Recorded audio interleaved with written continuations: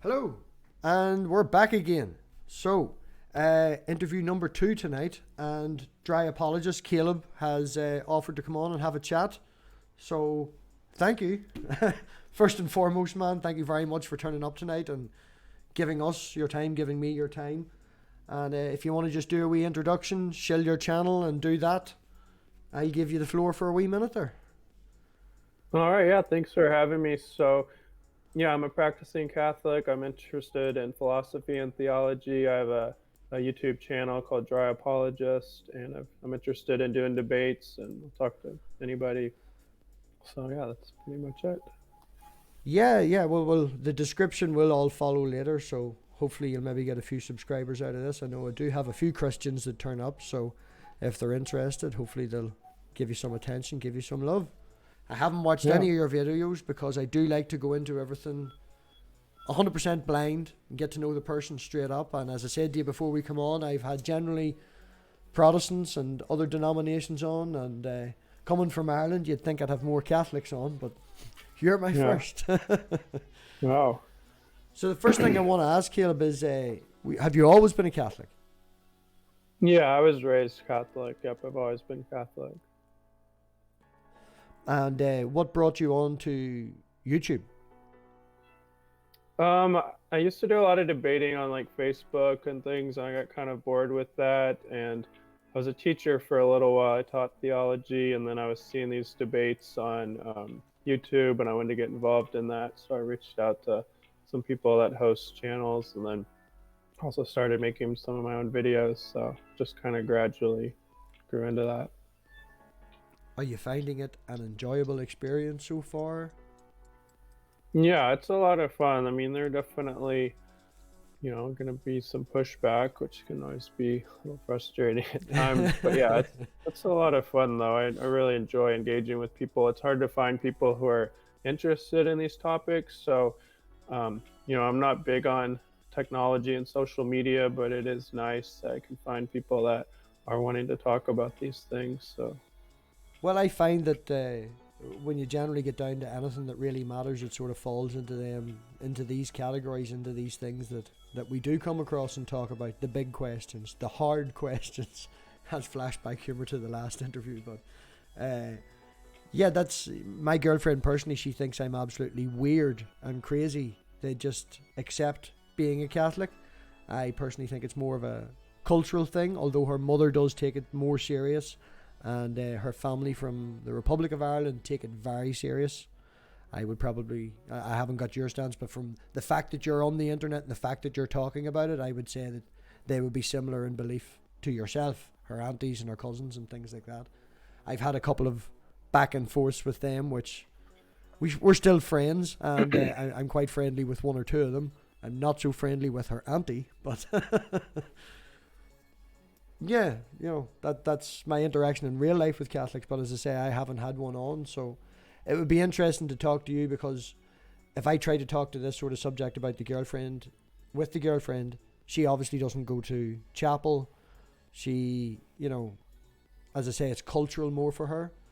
She insisted upon our wee girl being christened a Catholic because she wanted her to be christened, or to, actually go to the christening ceremony in the chapel, and wanted to go to the confirmation. And generally, it doesn't matter to me because I'll raise the wee girl and she can pick and choose. I don't care really whether she is or isn't, but I would prefer to give her the choice when she grew up.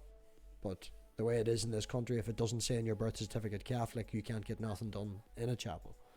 They're very strict, as you, I'm sure, would know. yeah, it's a little bit different here, but yeah, that makes sense. Whenever you have funerals and weddings, do you sit up and stand down as much as the Catholics over here? Oh, I'm sure. Yeah, the mass is pretty universal, so yeah, I'm sure it's pretty similar. Yeah, the masses can be a wee bit well, not tedious, but long and dragged out with the. As a person who doesn't go, and not to be derogatory or wrong or anything towards it, but it's like you go into a chapel and you don't know when to stand up and sit down. You find the oldest person in the room and you just keep watching what they do because you know that they know what they're talking about. Yeah. No, yeah, it took me years to get used to it, and yeah, I mean, if you're not Catholic, I mean, even now, I mean, it's still parts of the mass are difficult because some parishes will do things a little bit differently if they're more traditional parish, and I have trouble adjusting to that. So yeah, I mean, that's a lot to keep up with. We have the Church of Ireland here, which is a Protestant church, but it pretty much is the Catholic Church under a different, from a Protestant side. There's very, very little. I'm sure if you delve deep into the actual, dogma of it, I'm sure there's slight differences, but from day to day use, going to the church and the same procedures, the same, ritualistic things, it's very, very, very similar to the Catholics, but it's just Catholic. And then over here we would have Protestants, we would have generalization in Protestants. We wouldn't get Baptists or anything like that.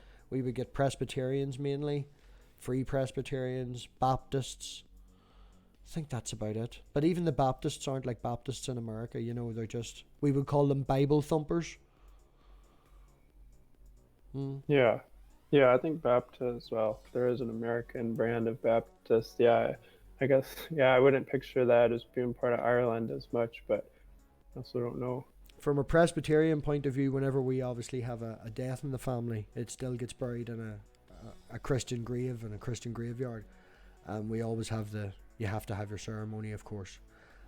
From a Presbyterian point of view, it just seems though it's an awful lot of it is you're going to hell. It seems like you're awful and bad. That's how it comes across over here. Like, I did, as I say, I am Presbyterian by birth. We went to that for a small stage, and then my mother realised in the Sunday school that it was very stringent, and not to use the word fundamentalist because we wouldn't have it over here, but as I say, it was very, you're going to hell and everything's bad and you're awful. So she took us out of that, and we went to the Salvation Army. So I spent most of my religious upbringing in the Salvation Army.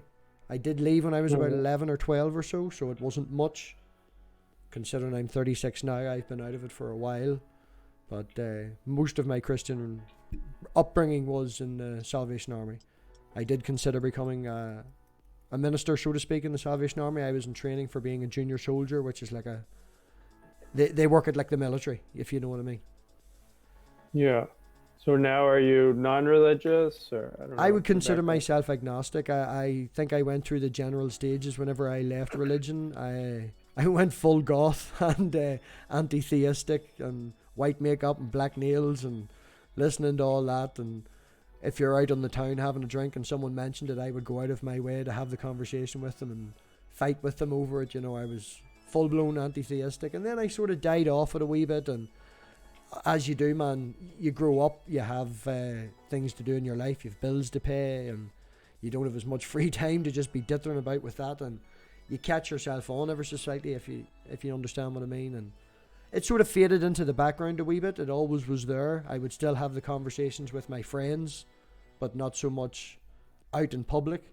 And I found Dark Matter 2525, and then I found Aaron Ra.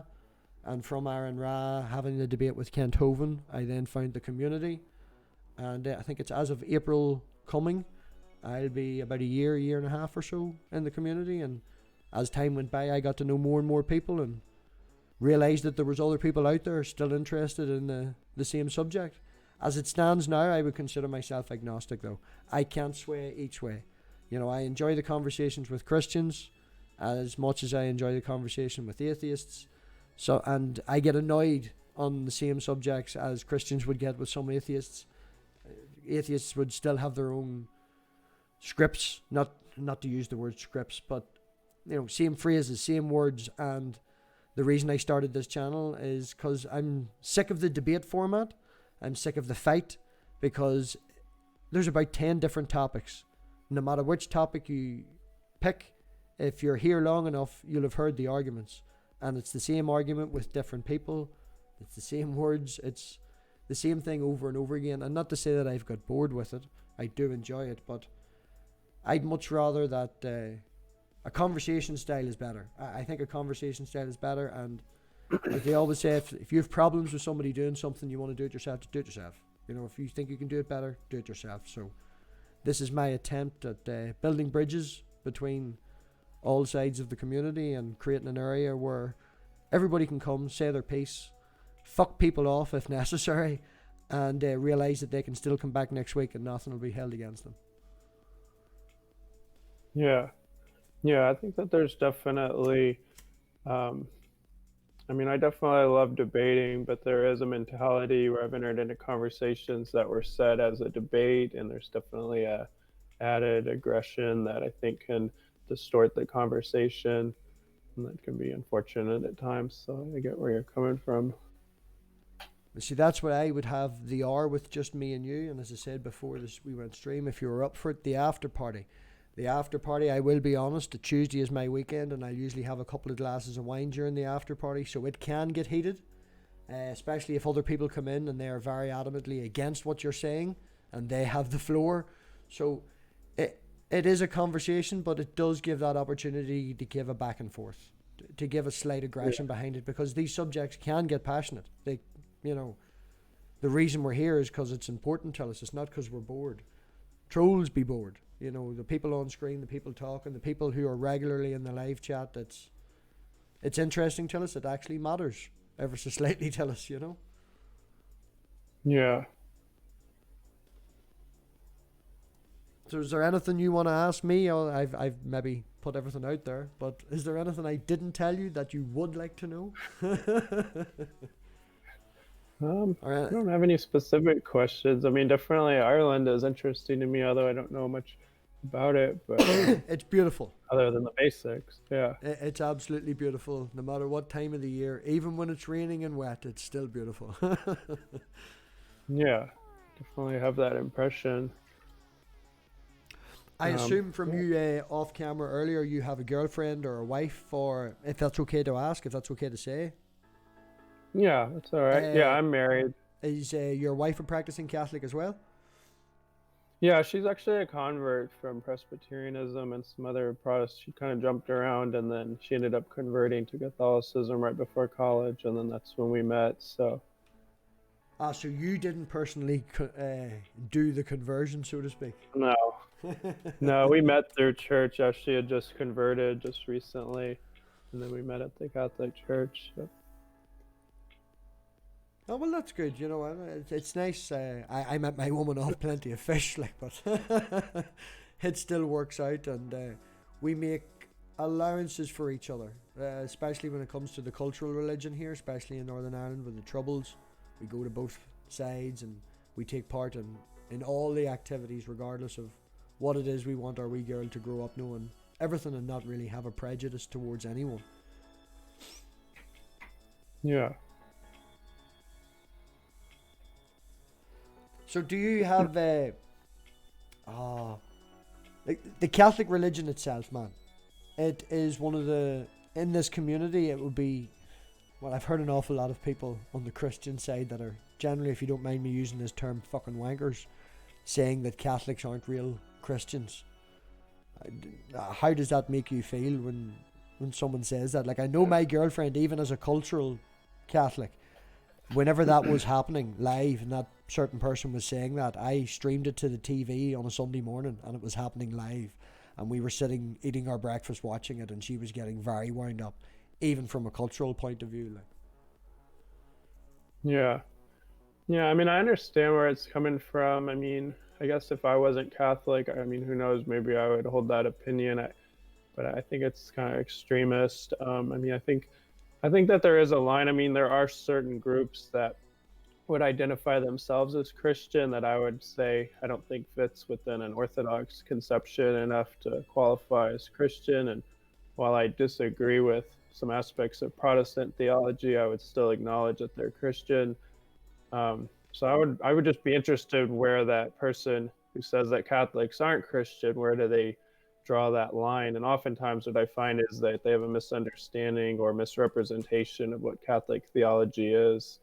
And so it doesn't really offend me. I mean, it opens the door for interesting conversation. I don't really get offended by much, but I just disagree with them. well, there is, like, I've heard the person use the. Obviously, Bill's pointing it out. It is a no true Scotsman, obviously, but Mary is a more predominant figure in the Catholic religion. Yeah. Could you explain that for anyone who doesn't know, if you don't mind me asking? What sort of, you know, not that you put her on a pedestal up there with Jesus, but she's definitely more predominantly. Right.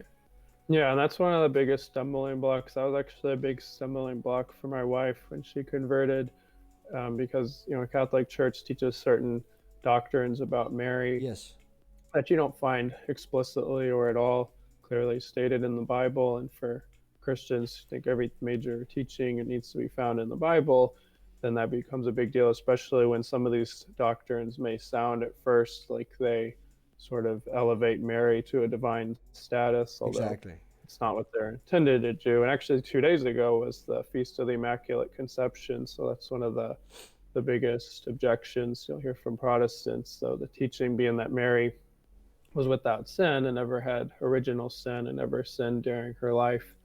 And the reason the church teaches that is because it's meant to honor Jesus as, the Son of God took on flesh, that it would be more honoring for him to take on the flesh of a woman who is be conceived to a woman who is without sin. So it's meant to honor Jesus, but it's not a teaching you'll find in Scripture, at least not in an evident way. Yeah. So I get that objection, but the idea that that thereby elevates Mary to being God because she's without sin. I mean, being without sin doesn't mean that you're God.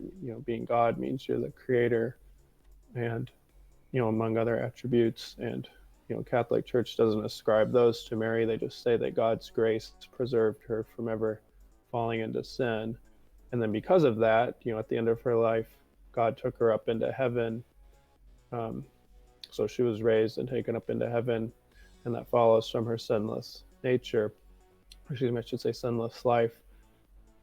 So I get where Protestants would object, but the church has reasons for arguing those things, and the Catholic Church doesn't argue that everything needs to be found explicitly in Scripture either. So, I mean, even the claim that every theological doctrine needs to be found in Scripture isn't something you'll find word for word in Scripture. So, that's a contestable theological point as well. Would I be right So, in saying, just on that topic of what you're talking about with things that must be not being in Scripture back and forth, would I be right in saying that purgatory they've got rid of purgatory? so the church hasn't gotten rid of purgatory. What they did was there was a theory of limbo, and that was never an official teaching.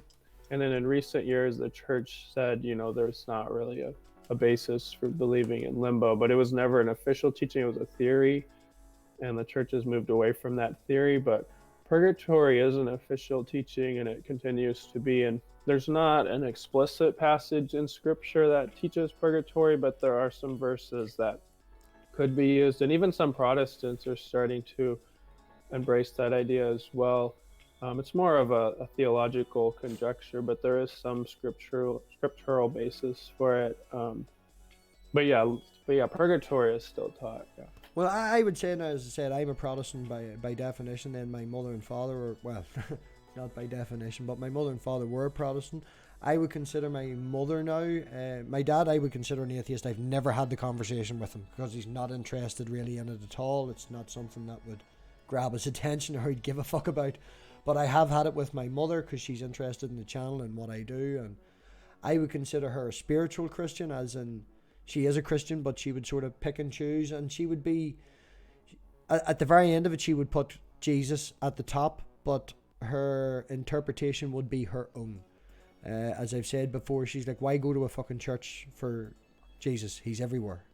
There's no need to go like that. She would say, when we were growing up, my mother, for example, would, if we lost something, would bring up St. Jude. Isn't it St. Jude? Or she would bring that up, which is a complete Catholic thing. But, from a Protestant point of view, my mum would draw from everything. My granny is very staunch Presbyterian.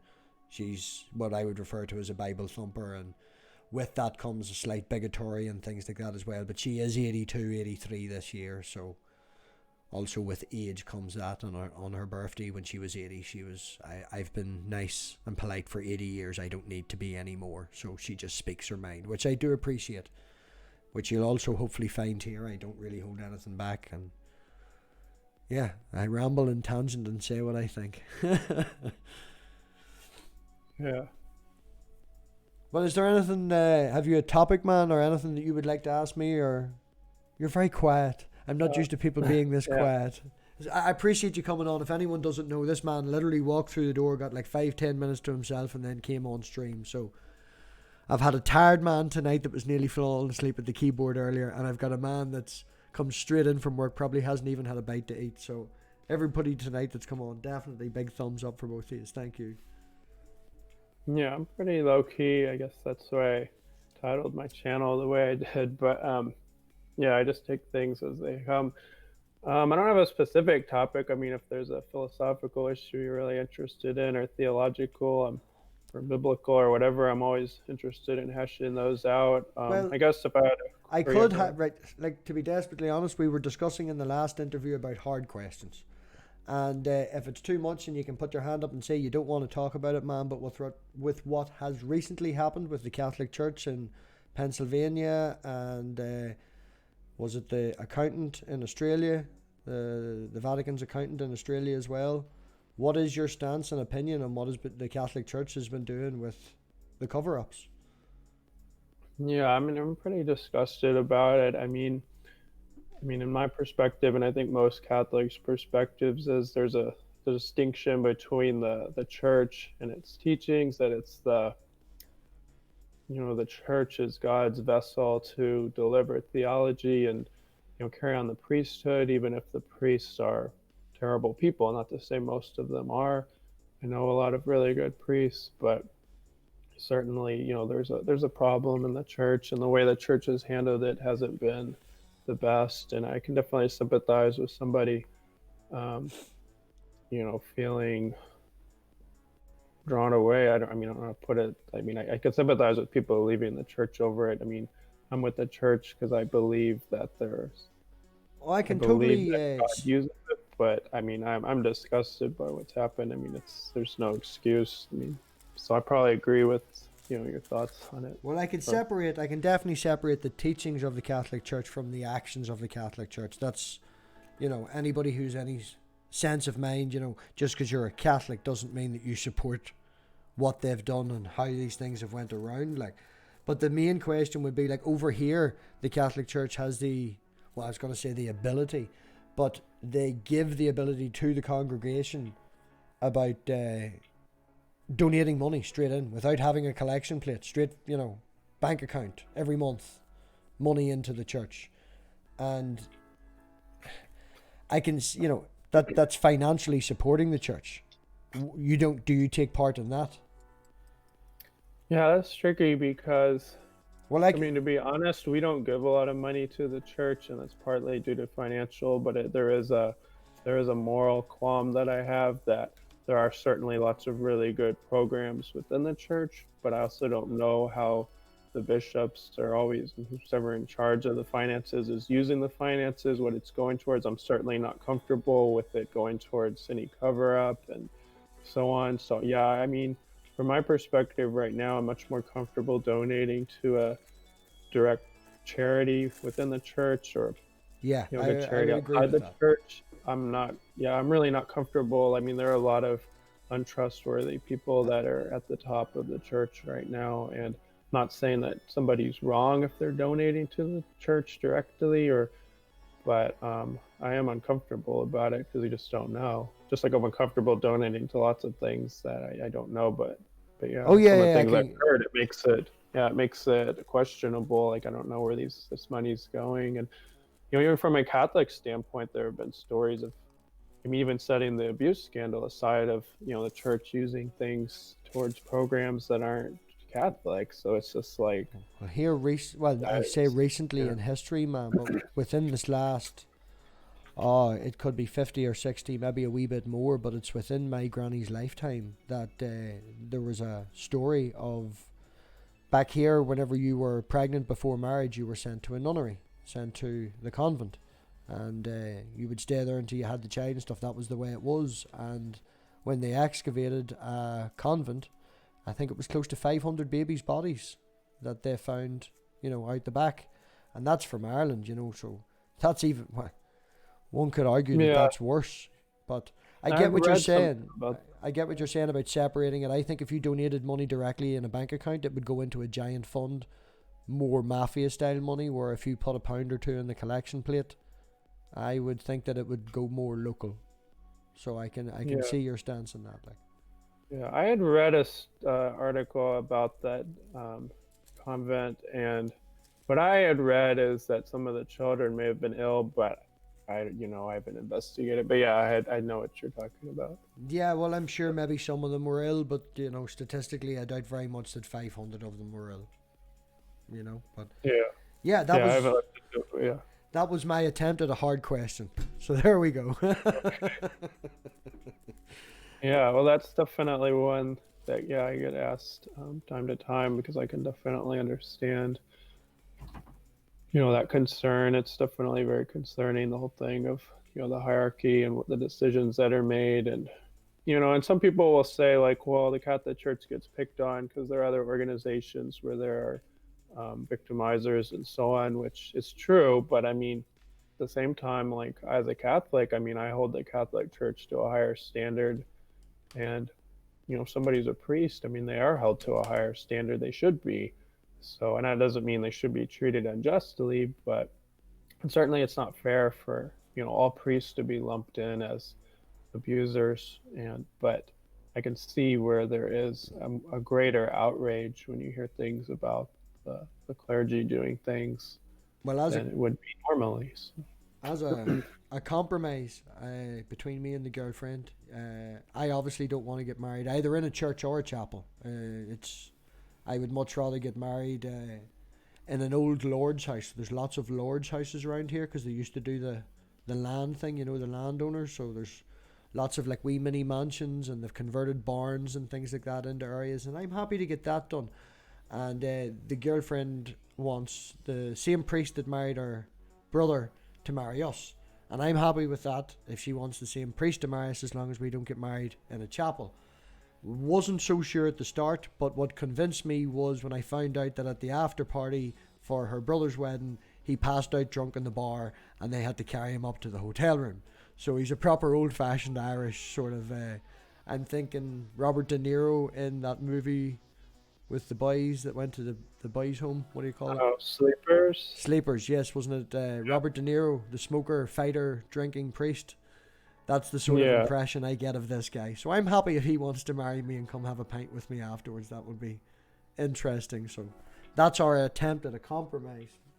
So I can agree with you that not all priests are bad. Have we any questions from the chat? We've got a few new people in tonight. I've never seen Corag here tonight. So Corag, thanks very much for turning up. I appreciate you coming in. And Maya, I think Stephen's been here a few times before. But yeah, we've got a few people in the night. It's been good. And have we any questions from the chat? Anybody want to attempt at a hard question? When you were growing up, Caleb, wasn't it? Yes? Yeah. Over here, there's lots of stories about little Catholic girls and Catholic boys and any of that. Was there any stereotypical behaviour going on? Or, if you don't mind me asking, were you a pioneer growing up? Were you a good boy? Did you ever stray off the path? Over here, because the Catholics are a lot more stringent than the Protestants, they would separate via school, separate via gender. And because they're so strict, there would be a lot of outbursts in the opposite direction. So boarding schools, and then they sneak out and get drunk over the weekends and things like that. And girls getting separated from boys, and then when they go out on the weekends, they get drunk, and teen pregnancy goes up. And were you... that wasn't me. You were a good Catholic. Yeah. I didn't go to a Catholic school growing up, but yeah, I've always been pretty modest in my behavior, so.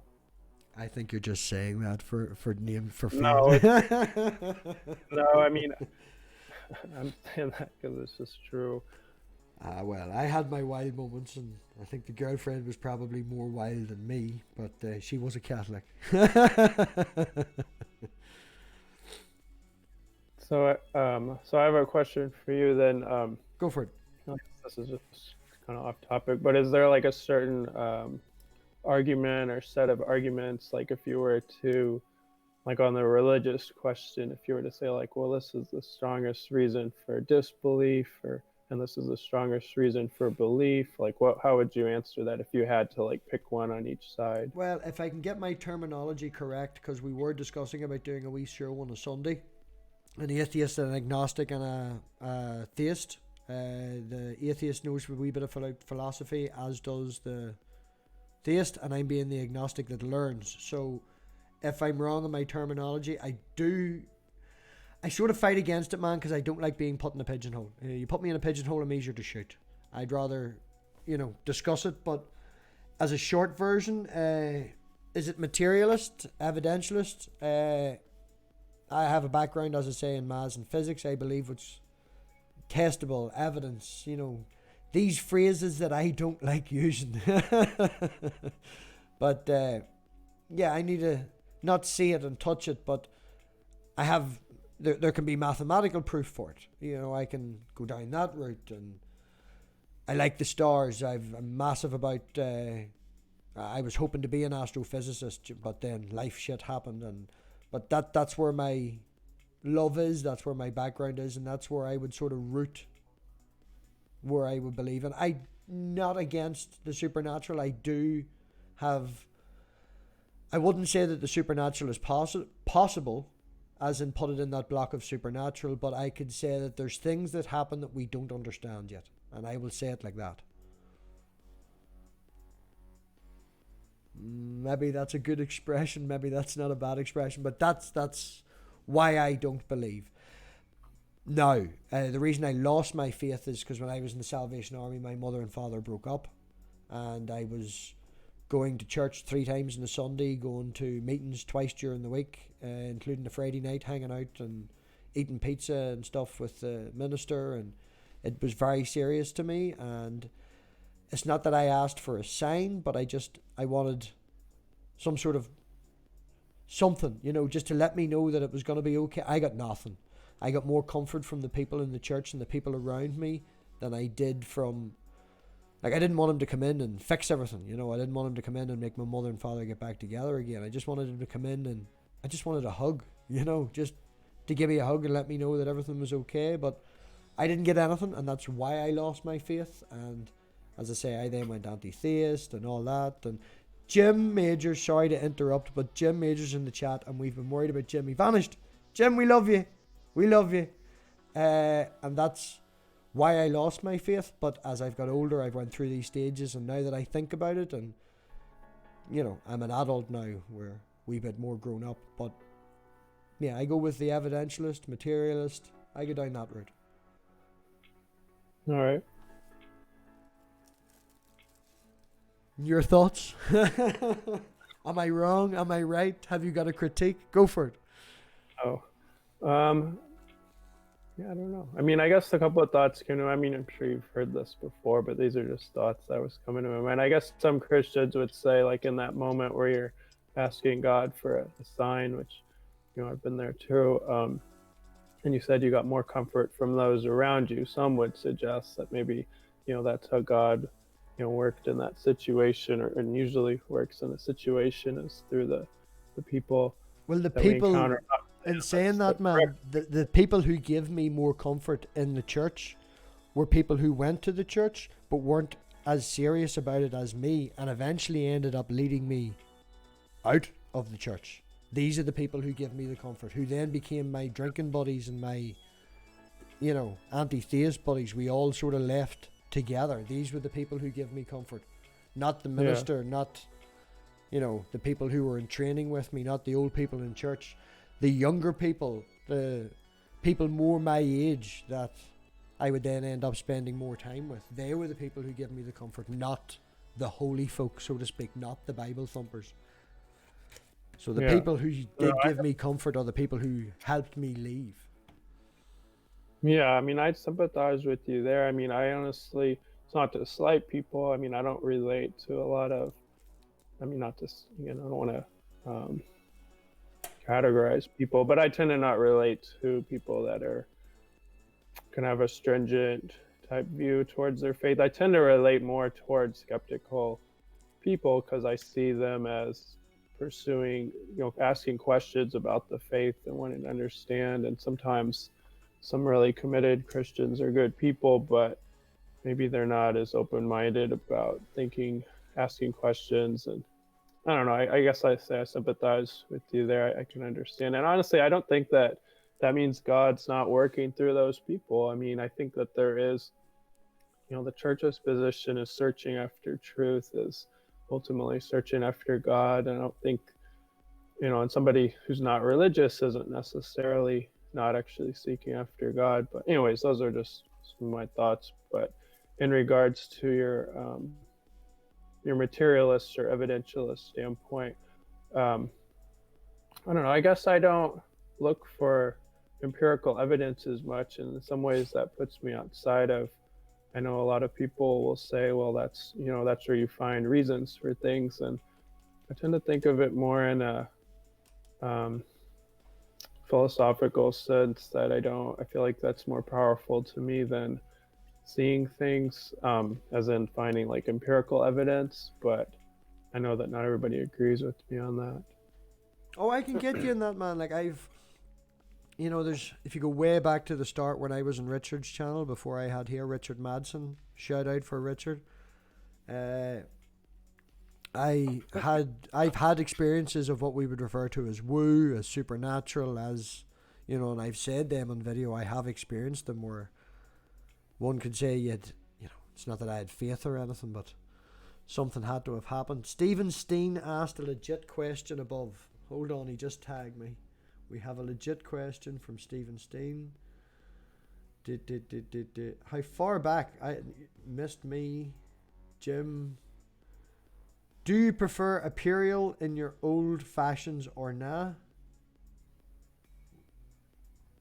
Aperol. I'm not sure what that means.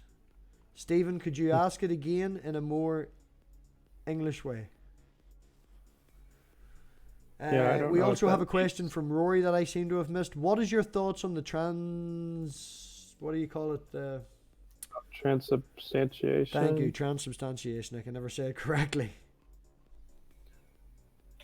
Yeah, I mean, I believe in it. I think that it's maybe the chief reason, or at least the Eucharist is one of the chief reasons why I'm Catholic, because I think that it's biblically grounded. I think that's what Jesus taught, and that gets into another big discussion. But do you believe it's a yeah, metaphor, or do you believe it's literal? That I think that's what the that question boils down right. to. Yeah, that it's literal, but it's another one of those doctrines that gets misunderstood, and not always misunderstood, but just rejected. But it's not that, of course. Yeah, we do believe the bread and wine literally becomes the body and blood of Christ, but it's not something that you could measure like under a microscope. It's something that's undetectable to the senses, so it keeps the appearance of bread and wine, but it literally still is somehow the body and blood of Christ, even though it has that physical appearance as bread and wine. And of course, that's a miracle. I can understand where somebody would struggle with that, but yeah, I Over accept here, the that. Catholics just push it to the side. Now, I have asked the Catholics here, my girlfriend, I've asked her aunties and stuff like that, and their answer would be it's metaphorical. They do not literally believe it, even though the dogma would state that they must or should, or they just take it as a metaphor. Yeah, and there are definitely people like that here as well, and I would disagree with that position, but yeah, that's my thought on that. Have you any other philosophical questions you would like to ask me? Like, what is your views on hell, man? We'll go down that route. What is your views on hell? Yeah, the Catholic Church teaches hell, but it doesn't have a lot of explicit defined or explanations of what hell consists of. So I try to take the least harsh view that I can. I think that it's possible for somebody to go to hell. We don't know who's there. Scripture says that the demons are there, but otherwise, no humans are pronounced being there, and the church has never defined that anybody's gone there. And I just view it as separation from God, so I don't know what it consists of. I don't even know if beings there are conscious of their existence. So, it is a separation from God. Somebody is chosen to not have a relation with God, but other than that, I don't think we really know much about it. And I think a lot of the language in the Bible about it, I think, is symbolic of a punishment, but I don't think that it's literal in its descriptions. So. Jim Majors would like to know, if a change cannot be detected, what justification do you have to still hold so tightly to that tradition? Okay, so I assume he's referring to transubstantiation. Yes, sorry. So I would say that I based it on the words of Christ. So looking at like John chapter 6, and then in the Last Supper. And I know, there are a lot of Protestants that disagree with that interpretation, but again, that's a debate in and of itself. But, I think that's what Jesus taught. So I go with that. There have been some miracles in the church, like the miracle of Lanciano, where at least purportedly there was a visible detection where they could see the flesh and blood. Now, one doesn't have to believe that that's really what happened in that case, but there are some reports like that. But yeah, I based it on the words of Christ, and I think it's the most plausible interpretation of what he meant. So Do you go to... So if I trusted Jesus, then I would trust, what he says. Just like when the Bible says the Word was made flesh, I can't go back. There's no way to detect, did God really take on flesh and become Jesus? Well, no, but I trust in the person of Jesus. I trust in those, major doctrines revealed in Scripture. So that's where my trust would be in transubstantiation. If I believe that's what Jesus taught, if I believe that's what Scripture is teaching, then I'm going to place my trust there. So faith. Even though I can't. Yeah, faith, but faith because I think I have reasons to. Oh yeah. No, I know. Whenever you say faith, sometimes I don't mean to say faith derogatory. It's an easier word. I totally understand what you're coming from. Sometimes if you use a certain word in this internet game, they again pigeonhole you. But yeah, I can understand in the context of the conversation if you use the word faith. Yeah, I can understand that, man. As you did mention demons and stuff, you would believe then in exorcism, yes? Yeah. I have tentative beliefs about how that works. I do accept that there are angels and that some of the angels could have rebelled, and then that's where demons come from. But beyond that, I don't hold like a lot of stringent views. The Catholic Church does practice exorcisms, does have some teachings about, fallen angels, but that's about as far as I would go. Again, I don't hold a lot of stringent views on it, but yeah, I do accept that that's a real possibility. Yeah, well, to a certain extent, I would agree with you on them things. I have had family members that have experienced them, and via my mother, I've experienced something similar to that, as well as experiences from beyond, so to speak, inside commas, like what I've mentioned before, that my mother's family would be in tune with the other side. She was sick in the hospital one time, and a person beside her in the bed died, and the person's spirit hung about for a couple of days afterwards until my mother told someone, and then the spirit vanished and never come back again. They've had experiences of banshees and things like that there, and so I would be open to that. At one stage when I was trying to... I wouldn't say I'm still fighting with it, because I don't believe in the Akashic field anymore. Have you heard of the Akashic field? No. It's basically like the name for everything turns into energy. Do you know that energy field that when everybody dies they turn into energy? But it's more of a... The Akashic field is like a repository of knowledge. It's not sentient itself. It's... I was a proponent of that for a wee while after I was anti-theist, because I still struggle with the idea that could there be something out there? Probably not. No evidence for it, but it would be nice. Everybody has that comfort. And you have to come to the... I don't know how to phrase it. I wouldn't be comfortable... I'm comfortable with death. Now, my granny has passed away, my granda has passed away, and I would maybe spend 2 hours crying after I get it. I get the information, I get the news, and then that's me done. Where there would be people that would cry constantly for days, and then when you get to the grave and you're doing your thing with the roses or the soil or whatever, they break down again. And once I've got it out of me, that would be me. So would you say that, because I know some non-believers, they don't want there to be an afterlife, or they think that sounds boring for it to be eternal. Do you take that position, or would you prefer that there's an eternal afterlife? Again, man, making a wee reference back to how I used to feel, to give you a context of where I am now. I'm not here now, but if you've ever seen the movie with Robin Williams where he dies and his wife dies and he has to go through hell, do you know that idea of heaven, that everybody has their own heaven? And it's, again, at one stage I sort of played with the idea of that, but I don't know. Life after death is the same as life before being born. You know, we don't know. I don't know. It would be nice if we could all meet up and hang out and have another go round and have reincarnation, don't get me wrong, in the grand scheme of things. If life and time goes on forever outside of a different dimension, of course you would want to. Like we do it now in our own life. We do it now. We go onto the computer and we do virtual reality and we live an entire life doing something else on screen. Okay, it doesn't look as good as it does now, but give it time, and who's to say that this isn't what it is now? Not to say that we're a computer generated thing, but even if it's natural, like, it would be nice, don't get me wrong, but I don't know. I don't fear death.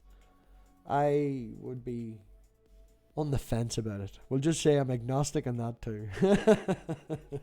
But I wouldn't go so far as saying I fear it. I accept it. It's like taxes. It happens to us all, man. And the sooner that you can accept that it will end, the better you can enjoy the life that you have now. I have my girls. I have a goal to build a house. I'm working my ass off to do the house up that I have so I can make money, so I can move. My girlfriend and my daughter live 2 hours away from me. I only see them 3 days out of the 7, and I have goals, I have desires, and that I have meaning in my life that I get through my family. I'm now rambling because you've left me alone just nodding. Say something. No, I guess that's when, well, I mean, I hear some, I mean, yeah, I mean, if you're not religious, then you're going to be probably skeptical about an afterlife, but some, I just hear that from some non-religious, that they actually don't want there to be an afterlife, and that, or at least not an eternal one, and that kind of surprises me because that's like one of the major attractions for a lot of religious people to. Well, I wouldn't like to live forever beliefs. as the one person. Okay. I think the limit would probably be about 1,000 years. After 1,000 years, if you couldn't wipe a big chunk of your memory and start all over again, you'd just get bored, man. If you could live forever, you would eventually, it takes the novelty out of it. You know, I would like to live to be 117 because 7 and 17 are my magic numbers. I know that's a biblical reference, but they fucking are. They turn up on my daughter's birthday, where I used to live, my best friend's house. I fucking live in number 7 right now.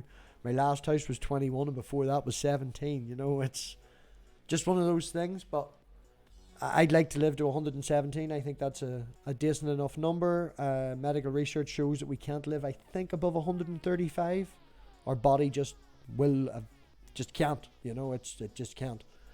But I think 1,000 years would be fucking loads. Like, what could you not do in 1,000 years? And you would just run out of things. But if you could have this go and then you passed away and then come back, it would be like playing fucking Tekken 1, then Tekken 2, then Tekken 3. The games get better, the graphics get better, the technology gets better. And of course that's enjoyable. So as an abstract, taking a computer game what we play now and making it real life, of course that would be enjoyable. But you must start again. You must have a fresh start. Continuing on and continuing on and continuing on, I think would become tedious, and suicide rates in the thousands. You know, when you hit about 900, I'd say people start lopping their own heads off just to see what the fuck happens next. I don't know. I mean, I feel like the things that I most enjoy doing, I would want to do forever. I mean, and if there is a better experience, even, and I could have that unending, I don't know why I would want it to come to an end. Like if I imagine my happiest moment, I don't know that if I could have that forever, I don't know if I'd want it to come to an end. The happiest moment in my life when was my wee girl was born. And at the same time, my woman was probably one of the worst moments of her life because it was a bad birth and she had to go for like 3 hours surgery. But I was left alone with the baby.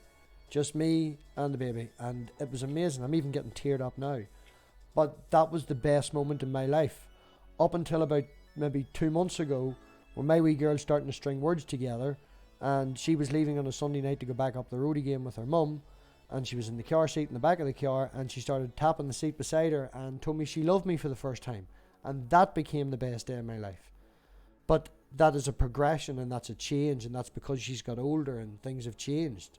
You know, that's the point I'm trying to make. Like, you know, that thing that you thought was fantastic may not always be fantastic. It can, not that it can get tedious, because your child being born can never get tedious, but you get the point I'm trying to make. Everybody loves cake. You eat enough cake, you get fucking sick of cake. I don't know, but then, I mean, a few days later, like, you know, I want, you know, whatever it is, I enjoy it again. And then again, and I mean, I would never get, I feel like I would never get tired of cake. I might get tired of it for that, you know, few hours or so. But in regards to, I don't know, one of the things for me that bothers me, and this isn't, you know, my chief argument of why somebody should be religious, but it's just since we're on this topic, is the idea that my loved ones will, you know, their life would come to an end. Like, that really, that bothers me. So apart from why does the it idea bother of you? whether I would want to, well, it just leaves me uncomfortable. Like, have you ever seen the movie AI? Yeah. Okay, so at the end, I don't want to. Okay, if you're Fuck listening, them. and you don't Fuck want to them. spoil it, you Fuck definitely them. should go watch it. Just But at the spoil end, it. Sorry, go ahead. Just spoil it. Fuck them. Tell the story. Okay, well, if you don't want to be spoiled, quit listening for a minute. But anyways, so as you know, the little boy is a robot, and then he wants to be real. But then at the end, you know, he has that day that spent with his mother, and then it comes to a close, and they just, you know, go to death. Yeah. And I look at that movie as a, and this, I'm not the only person who's speculated about this, but that movie is, I think, a metaphor for a materialistic universe. So I don't think it's really about robots. I think it's about, what if there was no God and afterlife, then humans are basically like no different than the robots that they've built. Well, and it's very depressing. I mean, the end is very sad. Yeah, it's depressing, man. It's awful. Death is destroying and bad and sad. Yeah. But that's because of what we've been taught. That's. I don't know. I think that's how it is. Like, it leaves me depressed. I mean, it could be that I'm just conditioned, but I mean, I do think that way, though. It is sad, the idea that, you know, that would be it. Well, I said to my woman, the first thing I'm going to do when the house is finished. Now, I have a dog, and my woman has a dog. Mine's not too big, and hers isn't too big. But I said the very first thing I'm going to do when we move in is take the daughter out and go down to the pound and get a dog. And she says, we already have two. And I was like, I know, but she needs to have her own dog, and she needs to experience the dog dying. It's a good lesson for kids to learn and get over and introduce them to it. I would be a proponent of, you know, throw them into the deep end and get these experiences done. But obviously, hopefully the dog will live for 15, 20 years maybe. You know, my dog at the minute now will be 16 in April. But I think it's because what we teach kids, the fact that we have culturally heaven and hell and all that. Nobody wants to go to hell. We have the whole Dante's Inferno idea culturally of what hell is, and nobody wants to go there. And it's a terrible thing. And if they die, you don't get to see them anymore. And all of these are negative things about death. But if we all accept it and realize that it's gonna happen, it happens to us all, and enjoy what we have now and put the best of what we can into now. Like, one could make the argument that certain governments and certain people in this world are trying to make the apocalypse happen in the Middle East, just to bring on the end, because they think that that's what's happening. You know, they spend their time and their energy doing that. Spend your time and energy making the world a better place. Help the homeless, take them in, spread the love, so to speak. But it's, I don't know, man. Maybe it's just the way I grew up. My mother took people in, you know, people who had been kicked out of their house, people who were homeless. My mother took them in, gave them a bed, fed them. That's I've done it once myself. It's just the way I was brought up, man. I help people in Discord. I think it's, if you can help someone, you should help someone. And that doesn't come from my Bible raising, that comes from my mother raising me and the way I was brought up. And, you know, it maybe you could classify it as a humanist or classify it as whatever fuck you want. But if you can help someone and you're able to help someone, I think you should help someone. It should be your obligation to help that person. Yeah, I mean, I definitely agree with that. But I mean, that's another reason why I'm attracted to the idea of an afterlife is some people, will suffer and don't receive.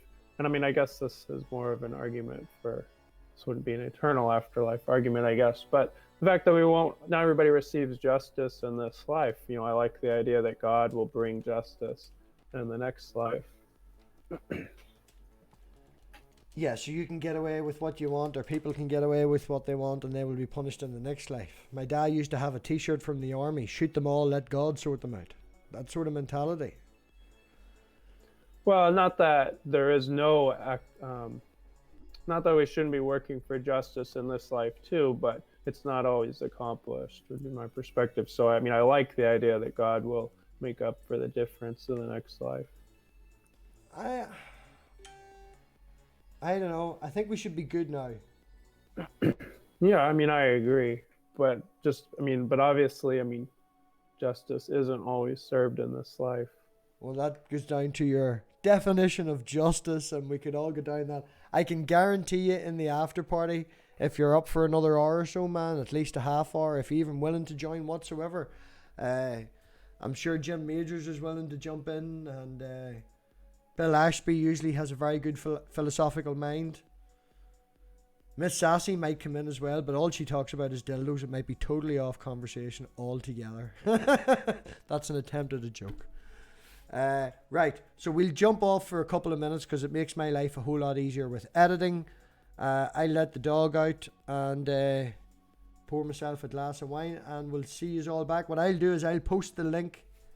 Oh, let me see if I can get the chat here. Hold on, because it won't work on my computer. I'll have to log in here. Check that.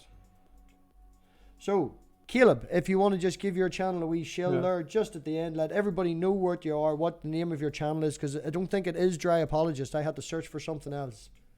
Oh, no, it is Dry Apologist. Yeah, if you search Dry Apologist on YouTube and the search, it should come up. But yeah, that's my channel. So I do some presentations on philosophy and apologetics. So yeah, it's like good if people have checked it out. So yeah, thanks so much for having me on, and then I'll jump over to the after party for a little bit, although I do gotta get dinner. But the link, boom, there's the link in the chat. So if anybody wants the link in the chat, we'll jump off for a couple of minutes. And yeah, Caleb was saying, man, appreciate you coming in, answering a few questions from a few people. It would be better in a back and forth format. And yeah, we'll see you all back in literally like 3 or 4 minutes. We'll just wait on all these people jumping in. I'll post the link to the chat also in the PigSty General if anybody misses it here.